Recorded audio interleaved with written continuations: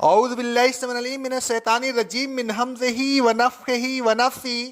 سورہ آل عمران کی آیت نمبر 19 اور 20 میں اللہ رب العالمین فرماتا ہے، بے شک دین حق تو اللہ کے نزدیک بس اسلام ہے، اور اہل کتاب نے جو آپس میں اختلاف کیا تو ایسی حالت میں کیا کہ اختلافی امور کے سلسلہ میں ان کے پاس دین کا یقینی علم آ چکا تھا، پھر محض آپس کی ضد کی وجہ سے وہ اس اختلاف پر جمے رہے اور اللہ کی آیات کا انکار کیا، اور جو شخص اللہ کی آیات کا انکار کرے تو وہ اچھی طرح سمجھ لے کہ اللہ تبارک و تعالی جلد حساب لینے والا ہے۔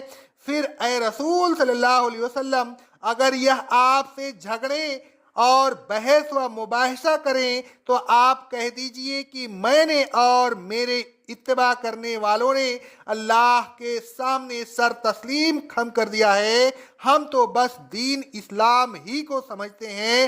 اور اے رسول صلی اللہ علیہ وسلم، آپ اہل کتاب اور ناخواندہ لوگوں سے کہیے، کیا تم اسلام قبول کرتے ہو؟ اگر وہ اسلام قبول کر لیں تو ہدایت یاب ہو جائیں گے، اور اگر وہ اسلام سے منہ موڑیں تو آپ کا ذمہ داری سوائے اس کے اور کچھ نہیں کہ آپ دین اسلام ان تک پہنچا دیں۔ اللہ اپنے ان بندوں کو دیکھ رہا ہے اور وہ خود ان سے حساب لے لے گا۔ اللہ تبارک و تعالیٰ کے نزدیک دین صرف اسلام ہے، اور صرف دین اسلام ہی اس کے ہاں قابل قبول ہے۔ جو شخص دین اسلام کو چھوڑ کر کسی اور دین پر عمل کرے گا تو اس کا نہ تو وہ دین قبول ہوگا اور نہ وہ عمل قبول ہوگا جو اس دین کے مطابق کیے جائیں گے۔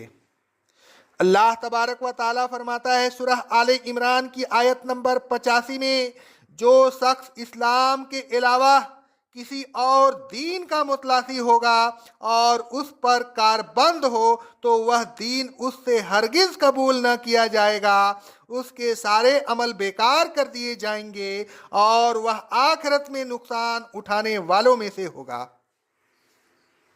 اسلام ہی وہ دین ہے جو اللہ تبارک و تعالیٰ کو پسند ہے۔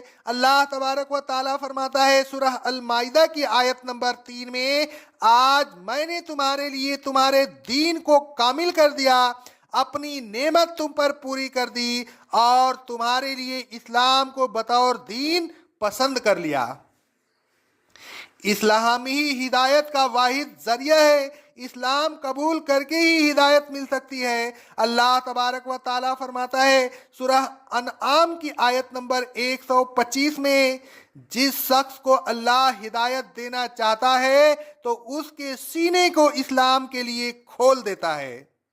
اہل کتاب کو علم تھا کہ اسلام حق ہے، ان کی کتابوں میں رسول اللہ صلی اللہ علیہ وسلم کی صفات عالیہ کا ذکر موجود تھا۔ اللہ تبارک و تعالیٰ فرماتا ہے سورہ الاعراف کی آیت نمبر 157 میں، وہ اس رسول کے ذکر جمیل کو اپنے ہاں توریت اور انجیل میں لکھا ہوا پاتے ہیں۔ ان صفات جلیلہ کی وجہ سے وہ رسول اللہ صلی اللہ علیہ وسلم کو اچھی طرح پہچانتے تھے۔ اللہ تبارک و تعالیٰ فرماتا ہے سورہ الانعام کی آیت نمبر 20 میں، جن لوگوں کو ہم نے کتاب دی ہے وہ رسول کو اس طرح پہچانتے ہیں جس طرح وہ اپنے بیٹوں کو پہچانتے ہیں، لیکن جو لوگ اپنی جانوں کو نقصان پہنچاتے ہیں وہی ایمان نہیں لاتے۔ رسول اللہ صلی اللہ علیہ وسلم کو پہچاننا اس بات کا متقاضی تھا کہ وہ رسول اللہ صلی اللہ علیہ وسلم کی بات مانتے، آپ کی تصدیق کرتے، آپ کے لائے ہوئے دین اسلام کو قبول کرتے، لیکن وہ محض ہٹ دھرمی اور آپس کی ضد کی وجہ سے اسلام کا انکار کر رہے تھے، دین اسلام کی مخالفت کر رہے تھے اور اللہ تبارک و تعالیٰ کی آیات کے ساتھ کفر کر رہے تھے۔ اللہ تبارک و تعالیٰ نے انہیں تنبیہ کرتے ہوئے فرمایا، وَمَن يَكْفُرْ بِآيَاتِ اللَّهِ فَإِنَّ اللَّهَ سَرِيعُ الْحِسَابِ، اور جو اللہ کی آیات کے ساتھ کفر کرے تو پھر اللہ سے بچ کر وہ کہاں جائے گا؟ اللہ تبارک و تعالیٰ بہت جلد حساب لینے والا ہے اور پھر انہیں حق کو قبول نہ کرنے کی سزا دینے والا ہے۔ آگے فرمایا فَإِنْ حَاجُّوكَ فَقُلْ أَسْلَمْتُ وَجْهِيَ لِلَّهِ وَمَنِ اتَّبَعَنِي۔ اے رسول صلی اللہ علیہ وسلم، اس علم کے باوجود اگر یہ اسلام کی حقانیت کے بارے میں آپ سے جھگڑے تو آپ کہہ دیجئے کہ میں نے اور میرے پیروی کرنے والوں نے اللہ تبارک و تعالیٰ کے سامنے سر تسلیم خم کر دیا ہے، ہم تو اسلام لا چکے ہیں، تم بھی اسلام قبول کر لو تو تمہارے حق میں اچھا ہے۔ پھر اللہ تبارک و تعالیٰ فرمایا اے رسول صلی اللہ علیہ وسلم وَقُلْ لِلَّذِينَ أُوتُوا الْكِتَابَ وَالْأُمِّيِّينَ أَأَسْلَمْتُمْ، آپ اہل کتاب سے بھی اور دوسرے کفار سے جو نہ کوئی کتاب رکھتے ہیں اور نہ انہیں کسی کتاب کا علم ہی ہے، کہہ دیجئے کیا تم اسلام قبول کرتے ہو؟ فَإِنْ أَسْلَمُوا فَقَدِ اهْتَدَوْا، اگر وہ آپ کی دعوت قبول کر لیں اور اسلام لے آئیں تو وہ ہدایت یاب ہو جائیں گے۔ وَإِن تَوَلَّوْا فَإِنَّمَا عَلَيْكَ الْبَلَاغُ، اور اگر وہ اس راہ ہدایت سے منہ موڑے تو آپ کے ذمہ تو بس صاف صاف پہنچا دینا ہے، ان کی گمراہی کی ذمہ داری آپ پر نہیں۔ اللہ تبارک و تعالیٰ فرماتا ہے سورہ النور کی آیت نمبر 54 اور سورہ العنکبوت کی آیت نمبر 18 میں، اور رسول کے ذمہ تو بس اللہ تبارک و تعالیٰ کے احکام کو صاف صاف پہنچا دینا ہے۔ آگے اللہ رب العالمین فرماتا ہے سورہ السورہ کی آیت نمبر 48 میں، تو اے رسول صلی اللہ علیہ وسلم اگر یہ روگردانی کریں تو ہم نے آپ کو ان پر نگراں بنا کر نہیں بھیجا، آپ کے ذمہ سوائے تبلیغ کے اور کچھ نہیں۔ آگے فرمایا واللہ بصیر بالعباد، اللہ اپنے بندوں کو دیکھ رہا ہے۔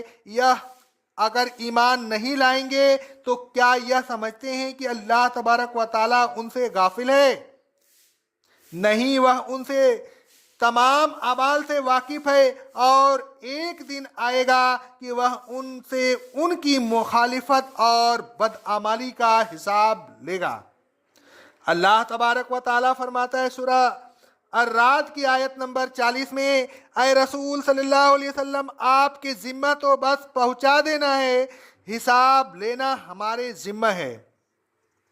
اے لوگوں، اللہ تبارک و تعالیٰ کے نزدیک دین صرف اسلام ہے، لہذا آپ دین اسلام کو قبول کیجئے۔ قرآن و حدیث کے دلائل پر برہنہ مل جانے کے بعد اختلاف نہ کیجئے، اپنی بات پر نہ اڑے رہیے۔ قرآن و حدیث کے دلائل مل جانے کے بعد بھی اپنی بات پر اڑے رہنا کفر ہے۔ اللہ تبارک و تعالیٰ کے احکام کے سامنے سر تسلیم خم کر دیجئے، اسلام کی دعوت دیجئے، اختلاف کو ہوا نہ دیجئے، فرقہ وارانہ باتوں کو نہ پھیلائیے، فرقوں کو ختم کر دیجئے، مسلم بنیے اور مسلم بنائیے۔ اقول قولی ھذا استغفر اللہ استغفر اللہ استغفر اللہ۔